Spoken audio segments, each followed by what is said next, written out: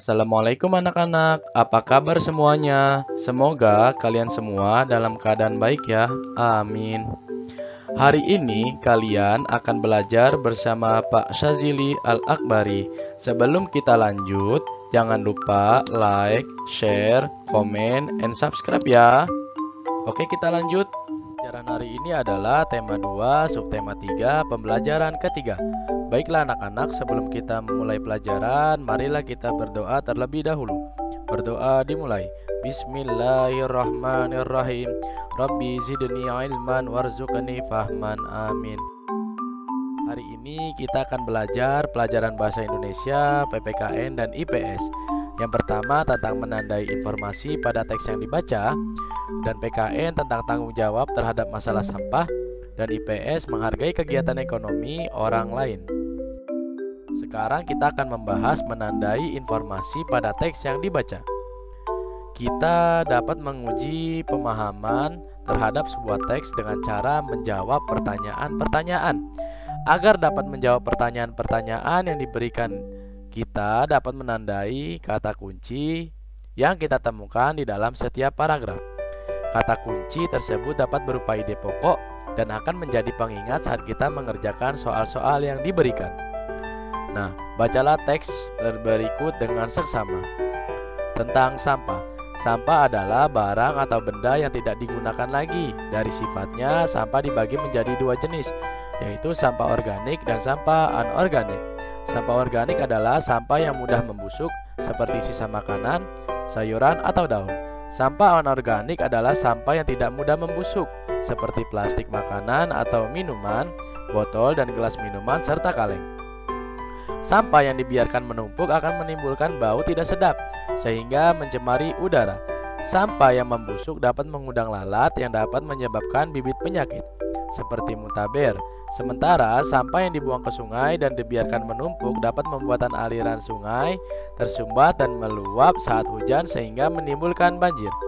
Untuk itu, kita harus menjaga kebersihan lingkungan kita. Menjaga kebersihan lingkungan dapat dimulai dari membiasakan diri membuang sampah sesuai tempatnya. Sampah yang dibuang sesuai tempatnya dapat diolah menjadi barang yang berguna, seperti sampah organik diolah menjadi kompos, dan sampah anorganik diolah atau didaur ulang menjadi suatu kerajinan. Nah, dari cerita atau teks tersebut kita bisa membuat pertanyaan dan juga jawaban. Yang pertama, apa ide-ide pokok yang terdapat pada paragraf 1, 2, dan 3? Jawabannya ada di kalimat utama, yaitu sampah adalah barang atau benda yang tidak digunakan lagi, ya, sampai dengan sampah anorganik sampai titik sini. Lalu apa peristiwa yang dibahas dalam teks tersebut? Yaitu tentang sampah. Lalu apa dampak yang ditimbulkan akibat sampah yang menumpuk? Nah, lihat nih di paragraf kedua.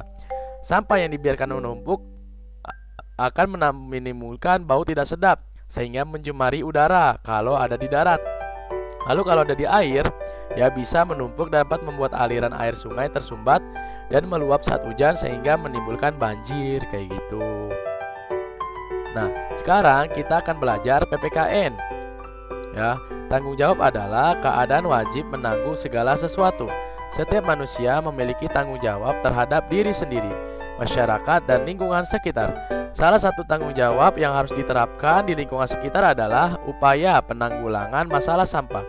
Kurangnya tanggung jawab terhadap sampah dapat mengakibatkan kerugian.